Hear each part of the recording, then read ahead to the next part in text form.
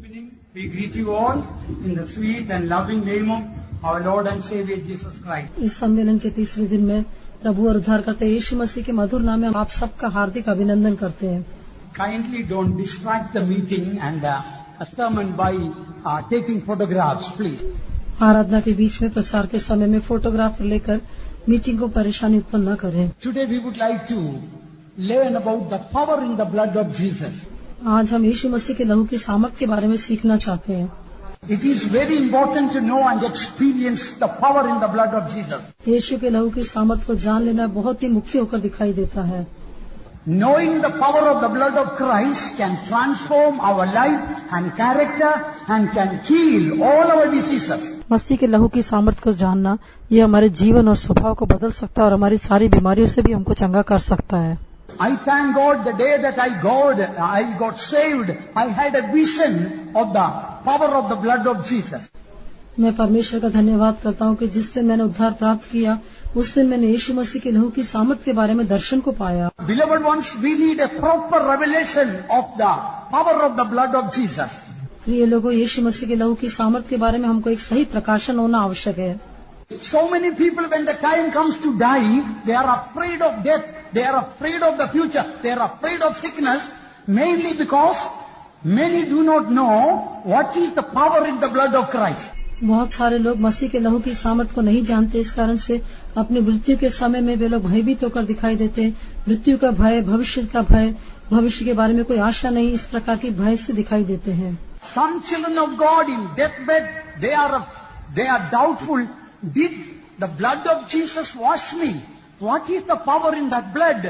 And they get into such a terrible trouble and they are not sure whether they are going to heaven. How do I know the blood of Jesus has power to wash my sins? And so many ways, beloved ones, we can be tormented unless we know what is the power in the blood of Jesus according to the word of God. कुछ परमेश्वर के बच्चे भी बीमारी के बिस्तर पर आशा रहित होकर, भयभीत होकर, मेरे पाप क्षमा किए गए क्या, या यीशु मसीह के लहू ने मेरे पापों को धोकर शुद्ध किया क्या, ऐसा मुझे निश्चय है कि ये सोचकर भयभीत होते हैं। और यीशु के लहू की सामर्थ में मेरे पापों को क्षमा करने की सामर्थ है कि नहीं, ये सोचकर भी भयभीत होते हैं। In 1959, I had a vision about the power of the blood of Jesus. 1959 में यीशु के लहू की सामर्थ का मुझे दर्शन मिला, वो मेरे जीवन के लिए बहुत ही उपयोगी होकर साबित हुआ। Because of so many reasons, as a sinner, I was going to commit suicide by taking some poison. मैं एक पापी होकर रहने के कारण, कई प्रकार की गड़बड़ी मेरे जीवन में होने के कारण मैं जहर खाकर आत्महत्या करने के लिए योजना बना रहा था। God had mercy on me and God intervened in that situation. परमेश्वर ने मुझ पर दया दिखाई और इस विषय में दखल दिया। Later on, I had a vision of the blood of Jesus. बाद में मुझे यीशु के लहू की सामर्थ का दर्शन मिला। That vision I saw, Jesus was crying with a crown of thorns on his head. I thought he was crying because of the pain of the piercing of the thorns. उस दर्शन में मैंने यीशु मसीह को देखा जो अपने सिर पर कांटों का मुकुट रखे हुए था और वो रो रहा था। मैंने सोचा शायद यीशु मसीह उस कांटों के मुकुट के दर्द के कारण वो रो रहा है। I thought if Jesus, the Almighty God, powerful God, why can't he bear the pain of the piercing of the thorns?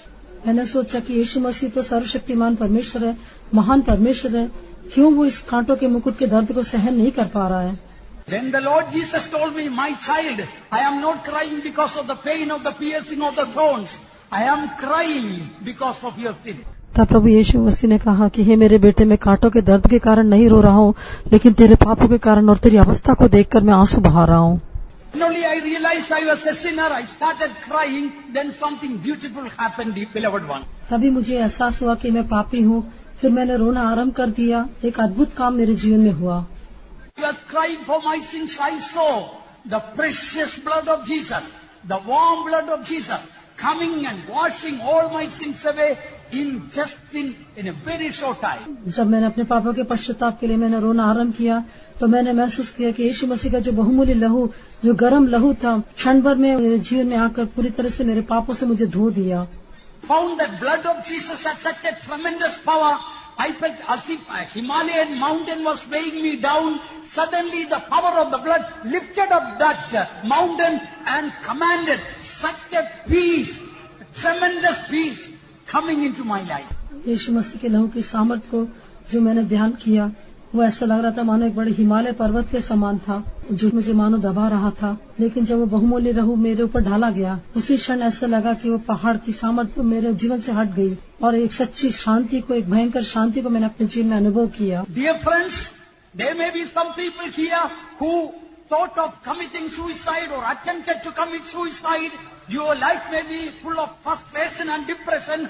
I want to tell you tonight there is power in the blood of Jesus to cleanse you, wash you from your sin and to remove the depression, the hopelessness and the spirit of suicide and bring light and life through the blood, through the power of the blood of Christ. मेरी बात सुनने वाले मेरे प्रिय लोगों, शायद हमारे बीच में कुछ ऐसे लोग हो गए जो अपने जीवन में निराशा के साथ, दुख के साथ आत्महत्या करना है, अपने जीवन को समाप्त करने के विचार के साथ दिखाई देते होंगे। लेकिन प्रिय लोग, मैं आपको एक बात कहना चाहता हूँ, ऐसे लोगों को उठाकर, धो के, शुद्ध करके, उनको छुटकारा देकर, उनके जीवन में आशा देने के लिए यीशु के लहू में सामर्थ है, ये मैं आपको बताना चाहूँगा।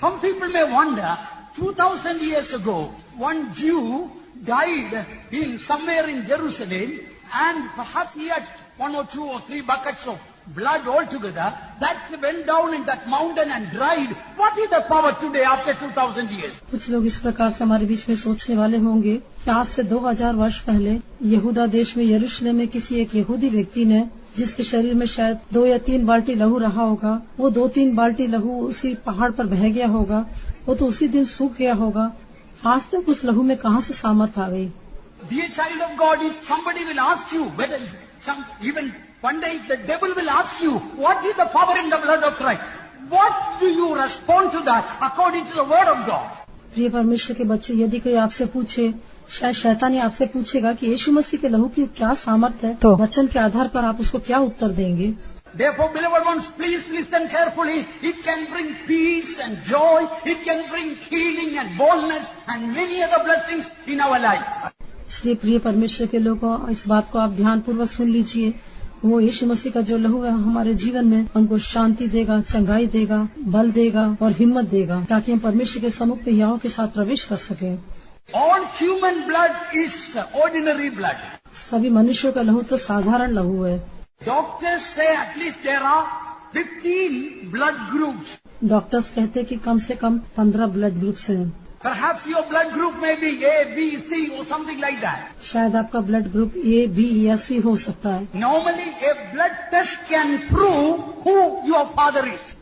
आमतौर पर खून की जांच करने से आपका पिता कौन है करके पता चल सकता है। So blood of a father and child can be scientifically tested to prove some genetic connection.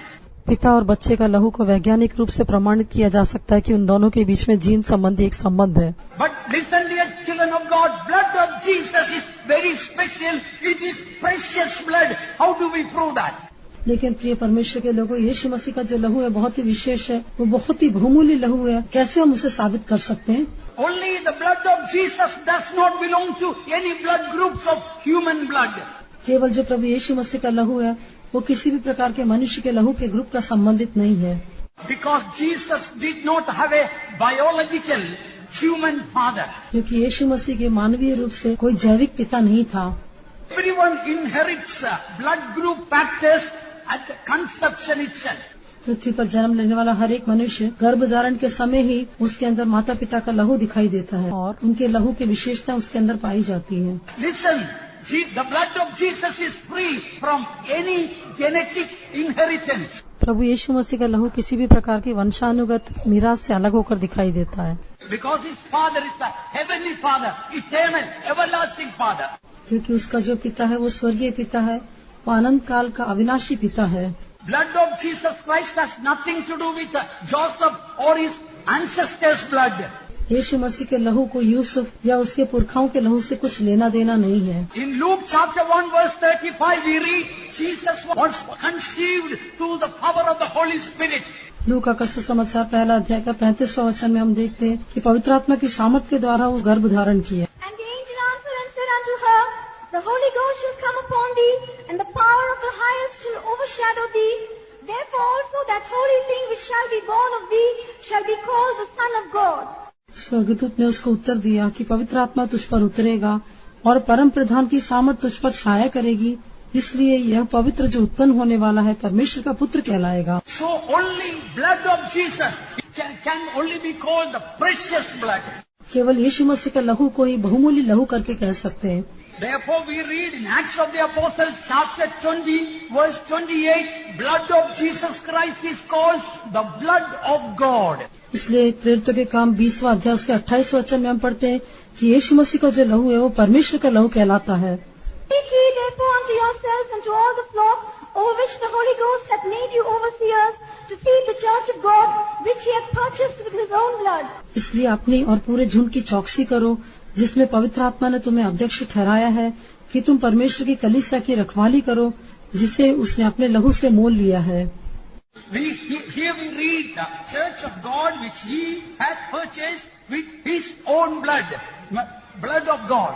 यहाँ पर हम देखते परमेश्वर की कलीसिया जिसे यीशु ने अपने लहू से मोल लिया, अर्थात परमेश्वर के लहू से। When we see God means God is eternal. परमेश्वर के बारे में हम देखते हैं वो तो सनातन है। Blood of Jesus means when it comes to blood of God, that becomes eternal. जब यीशु मसीह का लहू वो परमेश्वर का लहू कर हम कहते हैं तो वो एक सनातन लहू है। Eternal means no beginning, no end, and it never gets old, and it can never be decayed, and it will always be new, and its power does not change. सनातन कहने से उसका आरंभ भी नहीं, अंत भी नहीं, वो कभी पुराना नहीं होता, उसकी सामर्थ कभी कम नहीं होती, वो सदा के लिए सामर्थी अनंत लहू होकर दिखाई देता है। Then you may have a question, if the blood of Jesus is so powerful, if it can wash everyone, why there are so many sinners still? Why millions of people are not washed in the blood of Christ? What is the reason? तब आपके जीवन में ऐसे एक प्रश्न उठ सकता है कि यदि यीशु मसीह का लहू इतना अधिक सामर्थी है, इतना अधिक बहुमूल्य है, तो फिर क्यों संसार में इतने करोड़ों लोग हैं, सभी लोगों के पापों को क्यों नहीं देता? क्यों आज तक इस संसार में इतने सारे लोग, करोड़ों लोग पापी होकर दिखाई देते हैं? Let me put it in a simple way. Suppose you are working in a soap factory. मैं आपको साधारण रूप से बताना चाहूँगा। मान लीजिए कि आप एक साबुन की फैक्ट्री में काम करते हैं। Every week you may be getting some free soaps also. हर एक सप्ताह आपको मुफ्त में भी कुछ साबुन मिलता होगा। But every day when you go to work, your clothes are dirty. Why it is so dirty if the soap has so much of power to clean the clothes? लेकिन यदि आप प्रतिदिन दफ्तर में जाते हैं और आपके जो कपड़े हैं वे गंदे होकर दिखाई देते हैं, क्यों आपके वस्त्र इतने अधिक गंदे होते हैं जबकि आपको धोने के लिए साबुन दिया गया था?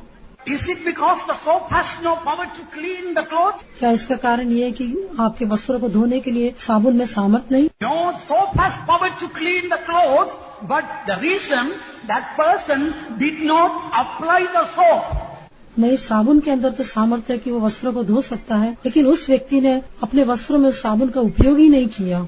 If anybody is sitting here as a sinner, it is not because there is no power in the blood. You did not apply the blood to wash your sins out of your life. यदि यहाँ पर कोई ऐसा बैठा है जो कहता है कि मैं पापी हूँ, तो इसका अर्थ ये नहीं कि यीशु मसीह के लहू में सामर्थ नहीं है, लेकिन उस यीशु के लहू को आपने अपने जीवन को अपनाया नहीं है। Whether you are a sinner or backslider, even if you have so much of sins, tonight we challenge you, there is power in the blood of Christ. Whatever state you are come to, if you open your heart and repent and accept Jesus, the sacrificial blood of Christ, He will cleanse you, wash. Your heart will become whiter than snow and more precious than gold. यदि यहाँ पर कोई पापी या पीछे अवस्था में दिखाता है और वो सोचता है कि मैं तो एक पापी हूँ, मैं बहुत ही पीछे अवस्था में हूँ, तो यदि आप अपनी अवस्था में जैसे आप हैं वैसे के वैसे रहने के समय आप यीशु को पुकार के देखिए, यीशु के लहू में सामर्थ्य है, वो आपके प्राणों और वो आपके हृदय को धोएगा और आपको हिम के समान श्वेत बना देगा। See in 1 Peter chapter 1, 18 and 19, that is the only blood called precious blood, the precious blood of the Lamb. पहला पत्रस पहला अध्याय का 18 और 19 वचन पढ़ के देखिए, केवल यीशु मसीह का लहू जो मेमने का लहू कहलाता है वही बहुमूल्य लहू है। For as much as ye know that you were not redeemed with corruptible things as silver and gold from your vain conversation received by tradition from your fathers, but with the precious blood of Christ, as of a lamb without blemish and without spot. क्योंकि तुम जानते हो कि तुम्हारा निकम्मा चाल चलन जो बाप दादों से चला आता है, उससे तुम्हारा छुटकारा चांदी सोने अर्थात नाशमान वस्तुओं के द्वारा नहीं हुआ, पर निर्दोष और निष्कलंक मेमने अर्थात मसीह के बहुमूल्य लहू के द्वारा हुआ। Why it is called blood of Christ, incorruptible blood? यीशु मसीह के लहू को क्यों निर्दोष और निष्कलंक लहू कहा जाता है? That blood is of eternal God. क्योंकि वो लहू उस अनंत पिता का है। We read in Hebrews, no time to read, through the eternal spirit he offered unto God. इब्रानियों की पत्री में हम पढ़ते हैं 9वें अध्याय में, पढ़ने के लिए समय नहीं, उसने अपने आप को सनातन आत्मा के द्वारा परमेश्वर के सामने निर्दोष चढ़ाया। Beloved ones, you may be a child of God, but if you really know what is the power in the blood of Christ, that can really change. You will have a crystal clear Christian life, and also you will find Christian life joy unspeakable and full of glory. प्रिय लोगों, हो सकता है कि आप पहले से परमेश्वर के संतान होंगे, लेकिन आज रात यदि आप यीशु मसीह के लहू की सामर्थ को समझ लेंगे तो आपका जीवन निर्दोष और निष्कलंक पवित्र जीवन होकर बदल जाएगा। एक बड़े अवर्णनीय आनंद के साथ आप जीवन बिताएंगे। Beloved ones, in the Old Testament time, with the blood of bulls and goats, our sins or the Old Testament people's sins only could be covered. They couldn't be washed. प्रिय लोगों, पुराने नियम में हमारे पाप नहीं तो पुराने नियम के संतों के जो पाप थे, बैल और बकरों के लहू के द्वारा उनके पाप केवल ढांपे जाते थे, उनके पापों से उनको शुद्ध नहीं किया जाता था। That is why in Psalm 32 verse 1, David says, "Blessed is he whose transgression is forgiven, whose sin is covered." इसलिए भजन संहिता 32 का पहला वचन में दाऊद कहता है, क्या ही धन्य है वह जिसका अपराध क्षमा किया गया और जिसका पाप ढांपा गया हो। Suppose under this table there may be so many filthy things, and with this tablecloth it may be covered, but still the stinking smell will be there. That filthy thing will be remaining there, only it will be covered. मान लीजिए इस मेज के नीचे कुछ मलिन वस्तुएं होंगी, इस मेज पोष के द्वारा उन सबको तो ढांप दिया गया हुआ, क्योंकि वो ढांपी गई है और उसकी मलिनता दूर नहीं की गई, इस कारण से उसमें से दुर्गंध आती रहेगी। Beloved ones, in this New Testament time, because Jesus shed His incorruptible blood, we are not simply covered by His mercy, but our sins have been washed away and cleansed and purged from all evil conscience.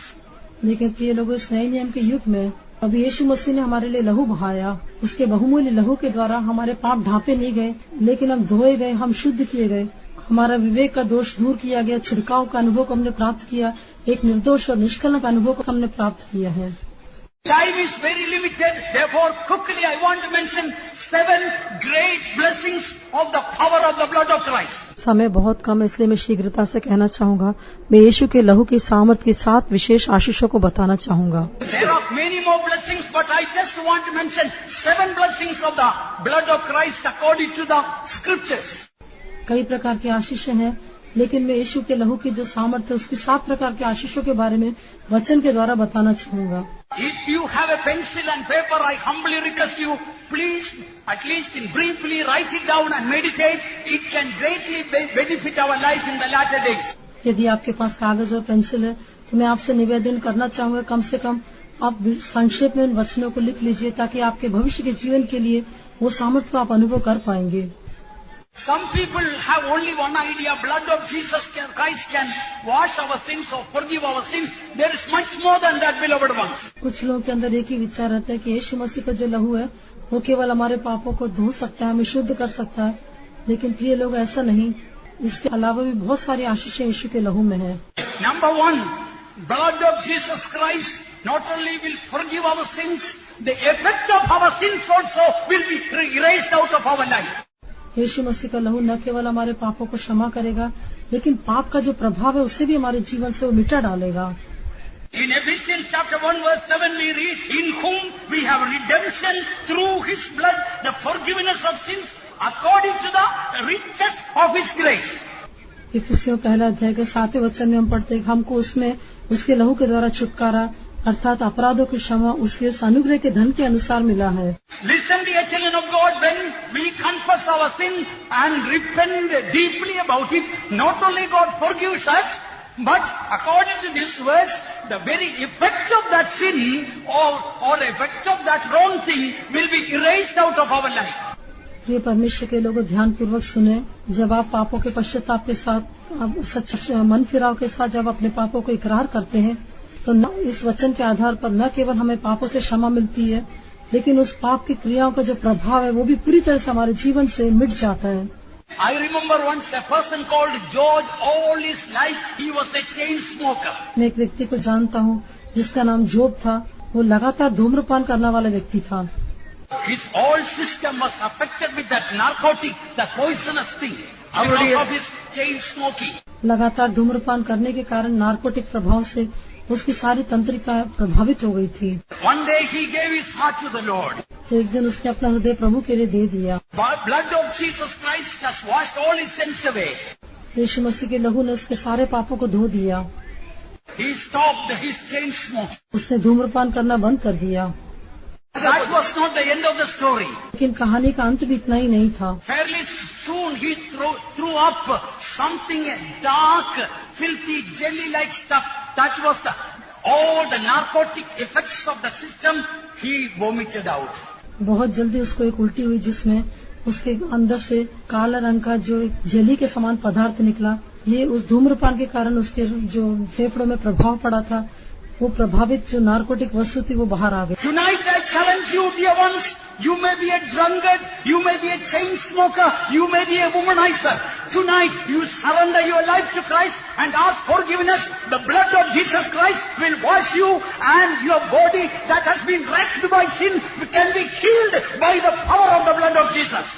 ये परमेश्वर के लोगों, आज मैं आपके सामने एक चुनौती रखता हूँ। शायद आप एक धूम्रपान करने वाले व्यक्ति होंगे, मद्यपान करने वाले व्यक्ति होंगे, या पराई स्त्रियों के पीछे जाने वाले व्यक्ति होंगे। जब आप अपने शरीर को यीशु मसीह के लिए समर्पण करेंगे, वो आपको धोकर शुद्ध करेगा, आपको नया करेगा, आपको एक शुद्ध करने की एक अवस्था में ले आएगा। That is why we read redemption through His blood, the forgiveness of sins according to the riches of His grace. That means when your sins are forgiven, riches of grace also will be given to you. इसलिए हमने पढ़ा उसके लहू के द्वारा छुटकारा अर्थात अपराधों की क्षमा उसके उस अनुग्रह के धन के अनुसार मिला है।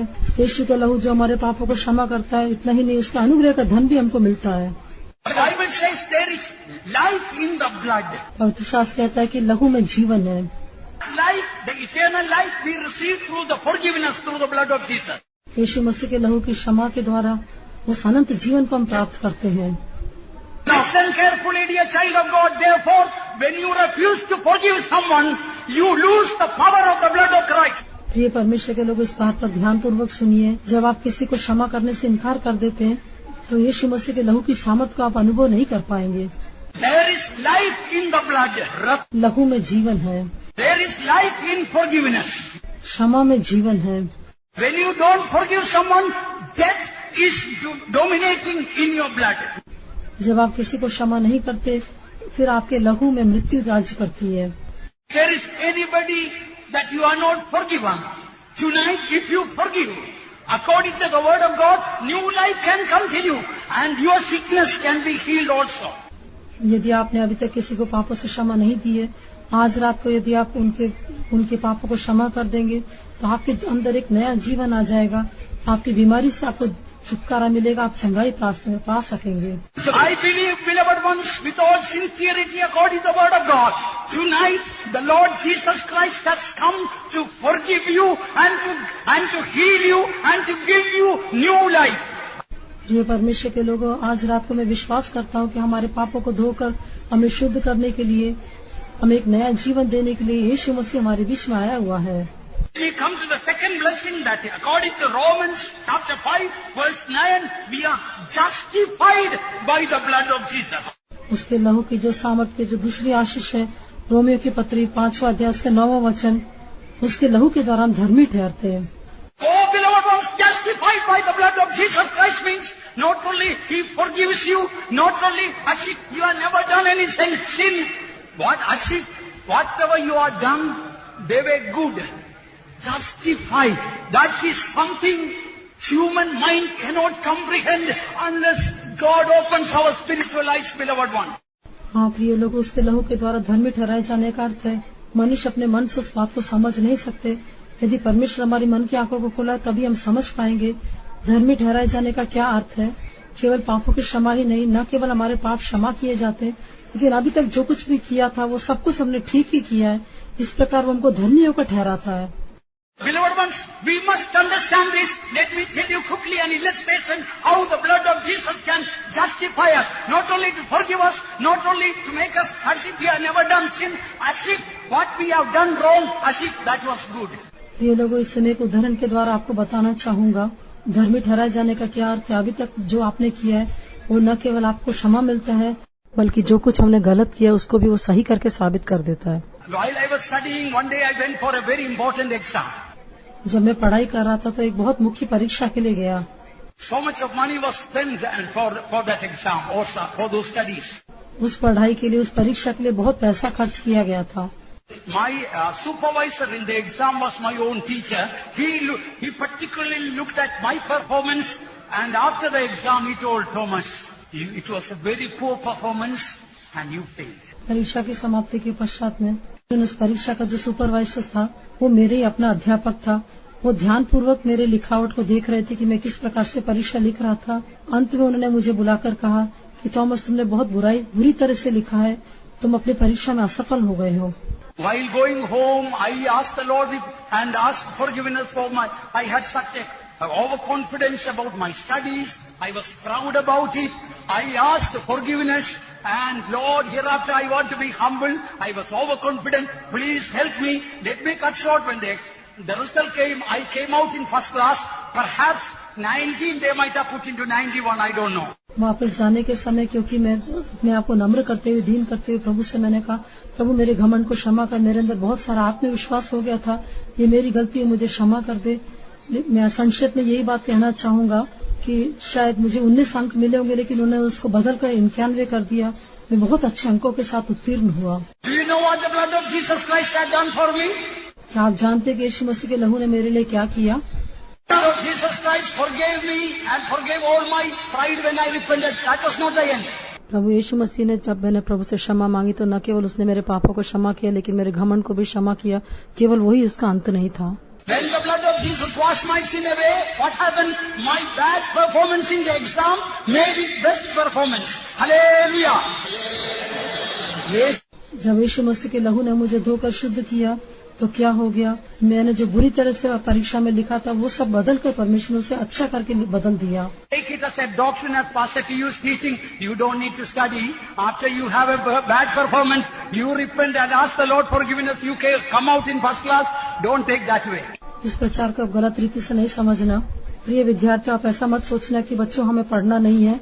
जाने के समय पास्टर टीओ ने एक नया उपदेश दिया है, इस कारण से हम पढ़ने के बिना ऐसे प्रार्थना करके जाएंगे, प्रभु हमको अच्छे अंकों में उत्तीर्ण करेगा। But all what I want to share tonight, whatever sin that you committed against God, if you genuinely repent and confess and humble yourself and give up that sin, not only the blood of Jesus Christ can wash your sins away, not only the blood of Jesus has power to make as if you have never done that wrong, and the blood of Jesus can justify you as if whatever bad things you have done, as if they were good in the sight of God.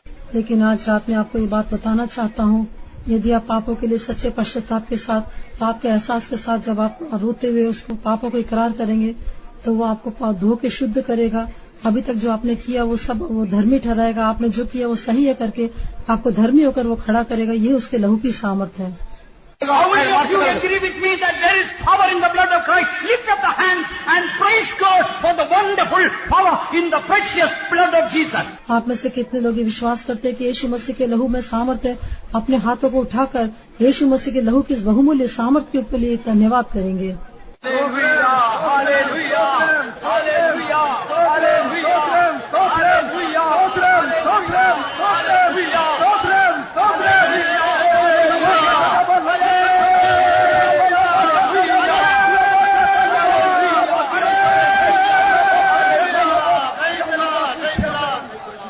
Quickly go to the third blessing of the blood of Jesus. यीशु के लहू की जो तीसरी आशीष उसके बारे में हम शीघ्रता पूर्वक देखेंगे। Ephesians chapter 2 verse 13 we read, now in Christ Jesus, you sometimes were far off, are made nigh by the blood of Christ. Made nigh by the blood of Christ. इफिसियों की पत्री दूसरा अध्याय के 13 वचन में हम देखते हैं, पर अब तो मसीह यीशु में तुम जो पहले दूर थे, मसीह के लहू के द्वारा निकट हो गए हो। हाँ, मसीह के लहू के द्वारा निकट हो गए हो। When you repent for your sins, beloved ones, and there is no hidden sin, secret sin in your life, you will be drawn closer to God in such a way, there will be no gap. If you keep a gap, the devil take in and will play havoc. प्रिय लोगों, जब आप पापों के लिए अपना सच्चा पश्चाताप करके अपने सारे पापों को इकरार कर देते हैं, अपने पापों को छिपाने के बिना, अपने सारे गुप्त पापों के बिना जीवन बिताएंगे, तो न केवल आपको पापों की क्षमा मिलेगी, लेकिन उसके लहू के द्वारा प्रभु के निकट आते हैं, उसके बीच में फिर कोई खाली स्थान नहीं रह जाता।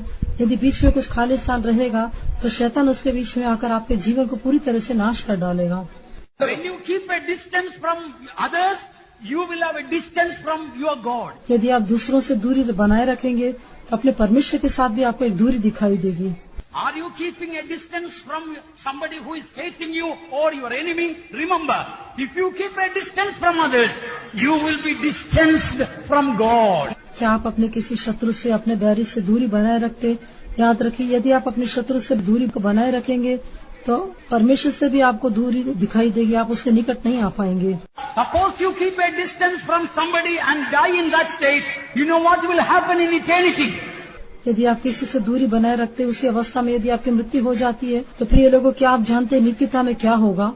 Let me tell a terrible fact. मैं एक भयानक सच्चाई को बताना चाहूँगा। You know the story of the rich man and Lazarus. आप धनवान और लाजर की कहानी को जानते हैं। Rich man, when he looked in heaven, he saw Lazarus in Abraham's bosom.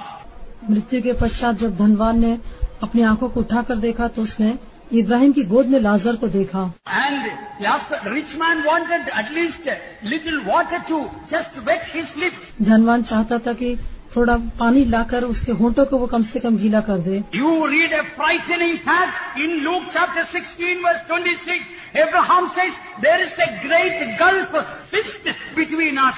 लूका का सुसमाचार 16 अध्याय का 26वें वचन में एक भयानक सच्चाई को हम देखते हैं। वहाँ पर इब्राहिम कहता है कि हमारे और तुम्हारे बीच में एक भारी गड्ढा ठहराया गया है। How did this great gulf come fixed there between rich man and Lazarus? धनवान और लाजर के बीच में किस प्रकार से एक बड़ा भारी गड्ढा आ गया? And we read that there was a gulf, a distance between the rich man and Lazarus while living on earth. हम पढ़ते कि पृथ्वी पर रहने के समय ही धनवान और लाजर के बीच में एक बहुत भारी गड्ढा, नहीं तो एक बहुत भारी अंतर दिखाई दिया था।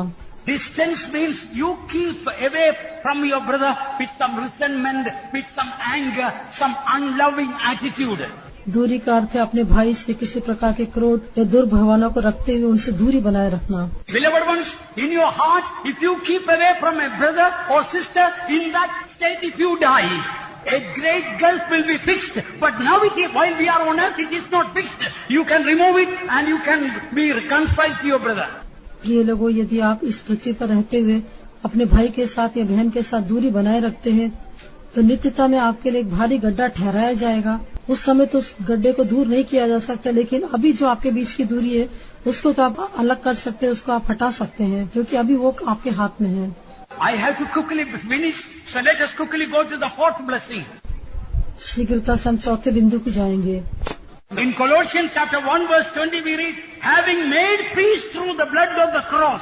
कुलुस्सियों पहला अध्याय का 20वां वचन में क्रूस पर बहे हुए लहू के द्वारा मेल मिलाप किया। Here the verse, having made peace through the blood, not having given peace, but made peace. क्रूस पर बहे हुए लहू के द्वारा मेल मिलाप दिया नहीं, लेकिन मेल मिलाप कराया। Through the blood of Jesus, peace made, not given. There is a great difference between given and made. यीशु के लहू के द्वारा शांति को देना, शांति को उत्पन्न करने के बीच में बहुत बड़ा अंतर है, लेकिन इस वचन के अनुसार हम देखते हैं कि उसने शांति को उत्पन्न किया। Example, this electronic timepiece or pocket watch, maybe 500 rupees it may be worth. उदाहरण स्वरूप ये जो इलेक्ट्रॉनिक्स घड़ी है, शायद इसकी कीमत 500 रुपए होगी। So the Pastor Solomon has given this. It is about 500 rupees worth of gift for me. Master Solomon ने इसे मुझे दिया है, शायद इसकी कीमत 500 रुपया होगी। He gave it to me. ये उन्होंने मुझे दिया है। But if we say that Pastor Solomon made it, there is a difference. He must be an electronic engineer. He might have studied a lot and how to assemble and do, and he might have spent so much of money to study to make it. लेकिन यदि मैं कहता हूँ कि pastor Solomon ने इसे बनाया है, तो इसका अर्थ है कि उन्होंने इसके लिए बहुत इलेक्ट्रॉनिक्स इंजीनियरिंग की पढ़ाई की होगी। उन्होंने कई वस्तुओं को इकट्ठा किया होगा, बहुत पैसे को इकट्ठा किया होगा, कितना समय बर्बाद किया होगा। इस तरह से बहुत मुश्किल के साथ उन्होंने ये सब मिलकर बनाया होगा। If he made it, and if that is the case, even if I lost it by mistake, I destroyed it, he can make another 1,000 or 10,000 watches better than this. That is what we read by Bible. Through the blood, Jesus made peace, the Prince of Peace, the God of Peace, the God of Shalom. यदि pastor Solomon ने इस घड़ी को बनाया है, तो यदि इस घड़ी को मैं खो देता हूँ, यदि इससे खराब हो जाते हैं, उसके बदले में वो मुझे दूसरी घड़ी बनाकर दे देंगे। एक नहीं, दो नहीं, सैकड़ों घड़ियां वो बना सकते हैं। हमारा परमेश्वर भी ऐसा ही है। इस वचन में हम देखते हैं उसके लहू के द्वारा उसने मेल मिलाप कराया है। हमारा परमेश्वर शांति का परमेश्वर है। यीशु मसीह शांति का राजा है। वो शालों में वो शांति का राजकुमार है। Tonight I challenge you, friends, if there is anybody confused without peace sitting here, today give a chance for Jesus. The blood of Jesus will wash you and He will give you peace always by all means. आज रात के समय प्रिय लोगों, यदि यहाँ पर कोई शांति के बिना व्याकुल होकर दिखाई देते, तो मैं आप लोग को चुनौती देना चाहता हूँ। आप यीशु को एक मौका देके देखिए, वो आपको धो के शुद्ध करेगा। एक स्थिर सदा बने रहने वाली शांति से वो आपको भरपूर करेगा। Let us go to the fifth blessing in Hebrews 10:19. We read, having therefore, brethren, boldness to enter into the holiest by the blood of Jesus. इब्रानियों 10:19 में हम पांचवी आशीष के बारे में देखते हैं। हमें यीशु के लहू के द्वारा उस नए और जीवते मार्ग से पवित्र स्थान में प्रवेश करने का हियाव हो गया है। Once you are really washed in the blood of Jesus, you get a divine boldness. Hell, devil, disease cannot conquer you. एक बार जब आप यीशु के लहू के द्वारा धोए जाते, तो आपको एक ईश्वरीय हियाव मिलता है। आधुलोक, बीमारी, शैतान कुछ भी आपको भयभीत नहीं करेगा। The righteous are bold like lions. धर्मी जवान सिंह के नाई निडर रहते हैं। Lion which is strongest among beasts and faileth not away for any. Singh सब पशुओं से अधिक पराक्रमी और वो किसी की बात से पीछे नहीं हटता। You will not have fear, but boldness will be the legacy through the blood of Jesus. आपके अंदर किसी प्रकार का भय नहीं होगा, लेकिन यीशु मसीह के लहू के द्वारा आपको हियाव मिलेगा। यही आपकी धरोहर है। If you are called to serve God, don't be afraid to come to serve God. God is able to give a divine boldness and come and serve God out of Zion, the perfection of beauty. God is shining, God is calling you. प्रिय लोगों, यदि आपको सेवा करने के लिए बुलाहट मिली है, तो आप डरना नहीं। यीशु मसीह का लहू आपको एक ईश्वरीय हियाव देगा। सिय्योन से जो परम सुंदर है, परमेश्वर वहाँ से प्रकाशवान होकर वो सेवा करने के लिए आपको ईश्वरीय हियाव देगा। Oh, son of Zion, daughter of Zion, be bold. If God has called you, come out to serve you, and the Lord will shine in and through you. हे सिय्योन के बेटे, हे सिय्योन की बेटी, आप घबराए नहीं। यदि प्रभु ने आपको सेवा करने के लिए बुलाया है, तो आप भयभीत न हो। हिम्मत के साथ आप आगे आए। सिय्योन का परमेश्वर आपके अंदर आपके द्वारा प्रकाशमान होगा। Let us go to the next one, the sixth blessing. Blood of Jesus is called blood of the Lamb, as we already read in 1 Peter chapter 1, 18 and 19. Already we read it. जैसा हमने पहले भी पढ़ा था, यीशु मसीह के लहू के जो छठवां अनुभव है, पहला पत्रस पहला अध्याय के 18 और 19 वचन में यीशु मसीह का जो लहू है, मेमने का लहू कहलाता है, जो निर्दोष और निष्कलंक मेमने का लहू है। Listen about the blood of Christ. Nowhere it is called blood of lion, but it is called blood of the Lamb. In other words, when this blood will wash our sins away, He will give a lamb-like, meek, gentle, humble character. मसीह के लहू को कहीं पर भी सिंह का लहू करके नहीं कहा गया, लेकिन उसे मेमने का लहू करके कहा गया है। इसलिए जब यीशु के लहू के द्वारा आप धोए जाते हैं, वो आपको एक नम्र, दीन और शांत स्वभाव देगा। If you are an angry man, let me tell you from the word of God, you don't know what is the power of the blood of Jesus. Better tonight get rid of your anger. Let the mild and meek and gentle, lamb-like character be clothed. Let us be clothed with that character. शायद आप अपने जीवन पर एक क्रोधित स्वभाव वाले व्यक्ति होकर दिखाई देते होंगे, लेकिन आज रात यीशु मसीह के लहू के सामर्थ के नीचे आ जाएं। आपके पाप क्षमा किए जाएंगे। आपके सारे क्रोध के स्वभाव से आप छुटकारा पाकर आप एक नम्र, दीन और एक शांत स्वभाव वाले व्यक्ति बन जाएंगे। उसे आप यीशु के लहू के द्वारा प्राप्त कर पाएंगे।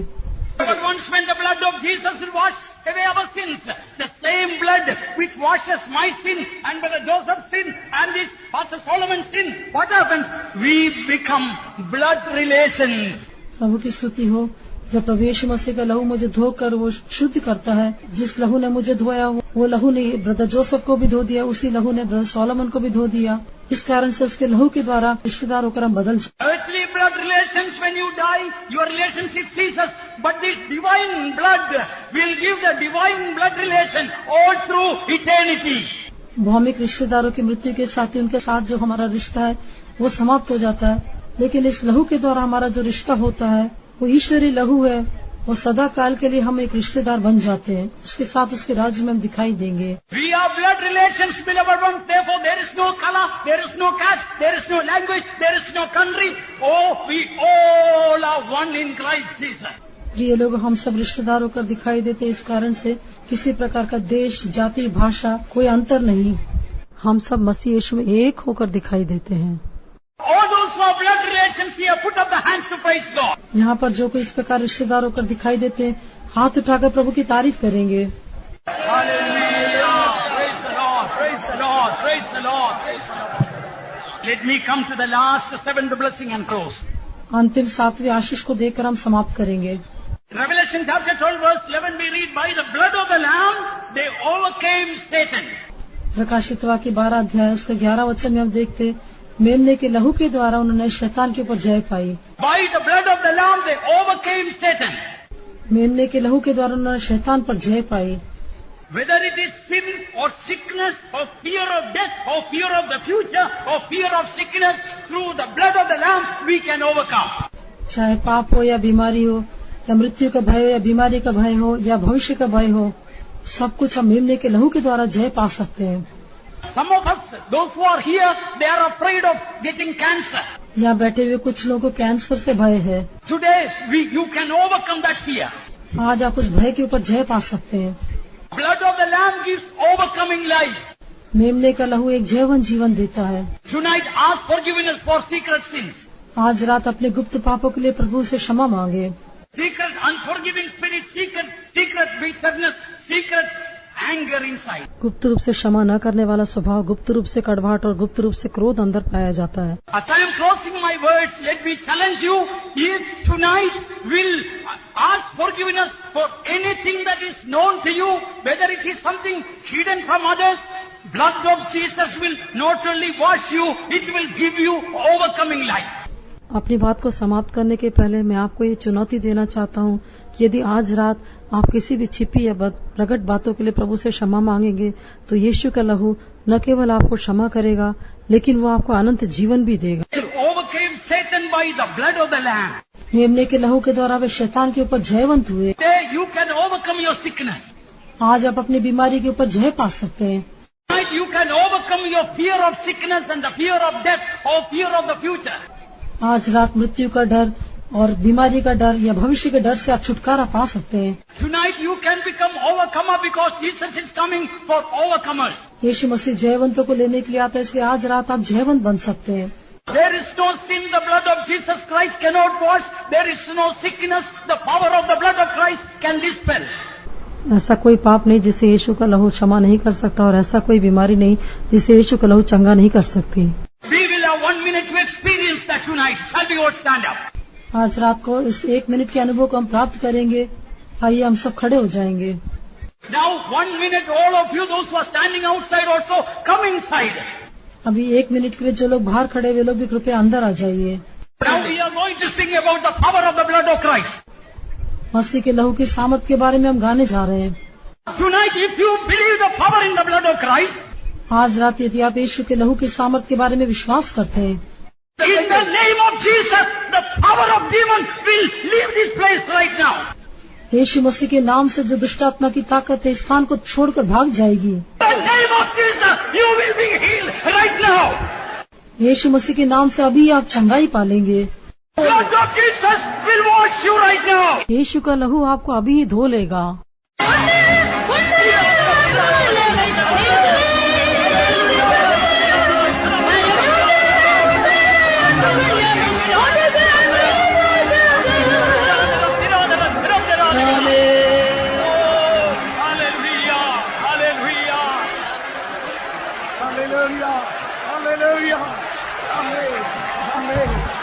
Hallelujah. Hallelujah. Time is up, but before closing, we want to shout for the wonderful power in the blood of Christ. We should shout praises in such a way, gates of hell should be shaken. समय हो चुका है, फिर भी समाप्त करने के पहले यीशु के लहू की सामर्थ के बारे में हम ऊंचे शब्द के साथ चिल्लाकर स्तुति करेंगे। जैसे जैसे हम स्तुति करते जाएंगे, अधोलों की शक्तियां हिलाई जाएंगी। Let us pray. प्रार्थना करें। Heavenly Father, we praise and thank Thee for that most precious blood of Jesus Christ, for washing us, cleansing us, changing us, transforming us, giving us boldness, giving us access into Your very presence, making us Your own children. And Lord, we want to drink that blood continually, because that is drink indeed, oh Lord God. We give You all the praise, and we come trusting in the blood of Jesus Christ tonight in Jesus' precious name. Amen. And now, Father, You keep us in the grace of Jesus Christ, the love of the Father, and the fellowship of the Holy Spirit till Jesus